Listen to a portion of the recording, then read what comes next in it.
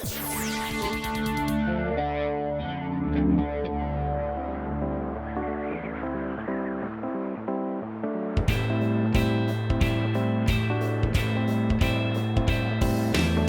this episode of TFL Camper Corner, I'm gonna show you how I set up my four-wheel camper for cold weather truck life, and a long-term update because I've used this camper over the last about 6 months. So I'm gonna tell you a few stories that we have been through in this camper. Well, let's get it going because it has a heater, a water heater, and it's quite cold. So let's try this.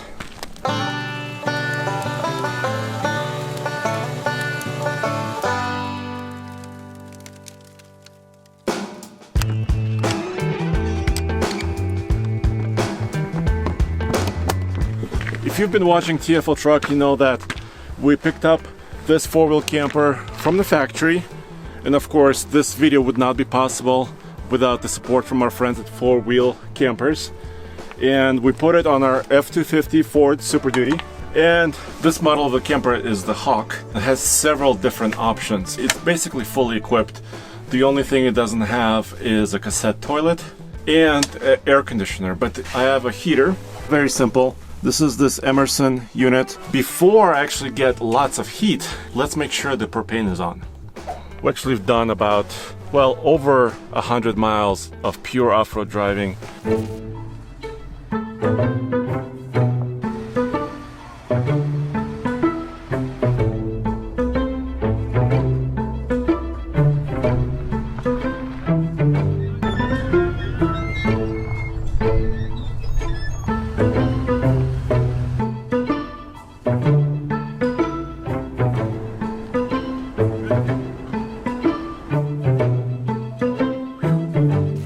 You can see I put a few scratches into this, so I need to probably polish this out. But in this compartment on the passenger side, there are two propane tanks.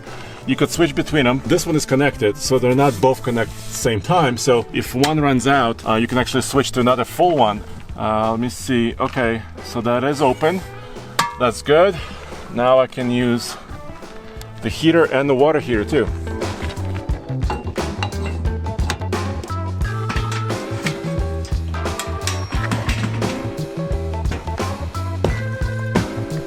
The camper is equipped with two, in this case, house batteries, and there are 3 ways of charging them. So if they're running low, first thing you could do if you're in the middle of nowhere is actually start your truck up. It will only charge if the truck is running. It won't discharge your truck batteries if the truck is not running. Then there's a solar panel on the roof, but I have no sun right now. Or there's shore power, where you can actually plug in to a campground or some other source to actually charge the batteries. Oh no, my brand new bed! It has to be done for wiring and also mounting the camper to the truck.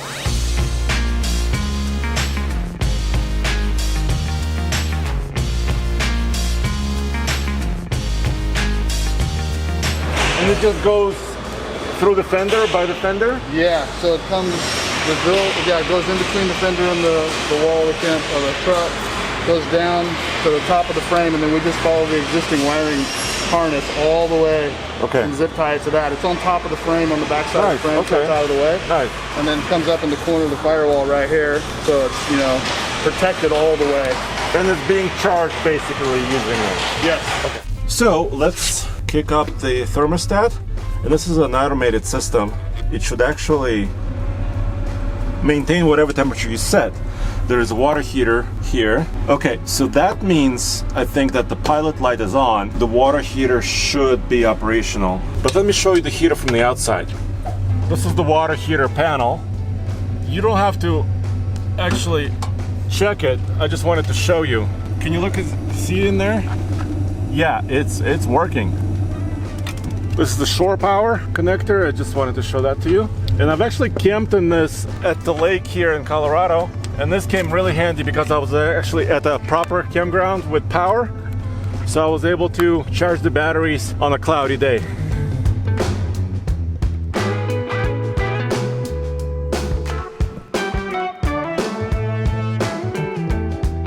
All right, so we checked the water heater, the fire is on. Now this is the water pump. My fresh water is full. I have about 20 gallons on board, which is quite a bit actually, for cooking or actually using the outdoor shower, which I have done. I was actually gonna try to make some tea using the hot water heater. I know I could boil some water on the stove, but oh wow, yeah, that's hot. Okay, green tea. Okay. Oh yeah. Now this is glamping. If this is not glamping, I don't know what glamping is. I can make tea without even starting the stove. But we did use the stove when we went on the White Rim Trail in Moab, and I cooked some weenies.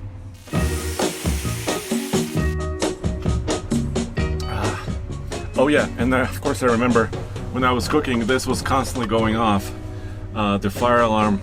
Safety is very important. And this camper is equipped with a fire extinguisher, of course.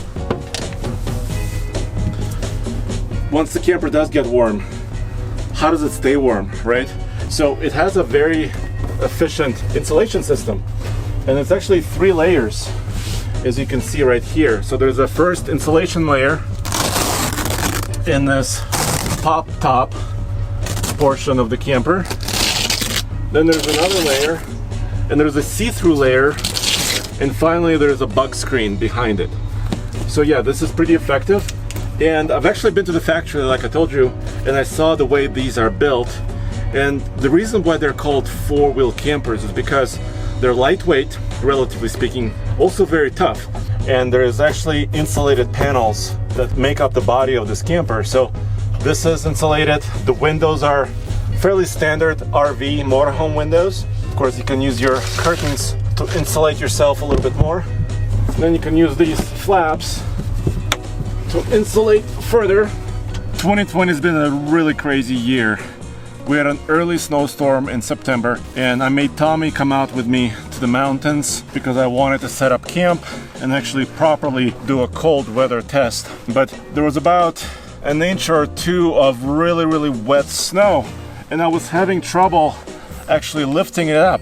So you have to be mindful of that. If you're actually camping and there's been a big huge snowstorm, you need a brush or something to actually clear the snow and kind of relieve some of that weight.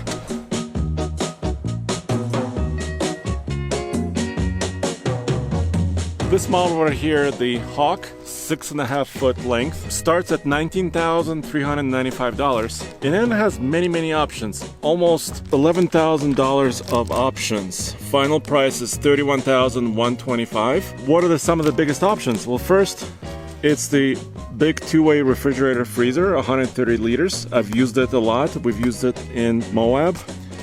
There's also the solar panel, another $1,000. 6-gallon water heater that I use today, $950. If you're camping in the colder climates, that's really key. And aluminum siding. So the siding you see on this particular camper is a premium one. You can also get white siding or sometimes corrugated material there. And the front dinette with swivel table is about $18.50. If this is expensive for you guys for your budget, you could also buy a Hawk basically without any amenities on the inside. It's still gonna have the body, the aluminum structure, the top, but it's basically a shell. You can buy a shell as well and actually equip it yourself if you want later. Well, thanks for joining me on this episode of TFL Camper Corner. I actually got so warmed up in there that I need to cool off outside. And guys, of course, go back to TFLtruck.com for all the no pavement needed episodes, the entire series, and TFLoffroad.com for a lot more cool off-road trips where this truck and the camper are actually doing cool stuff off-road. Thanks.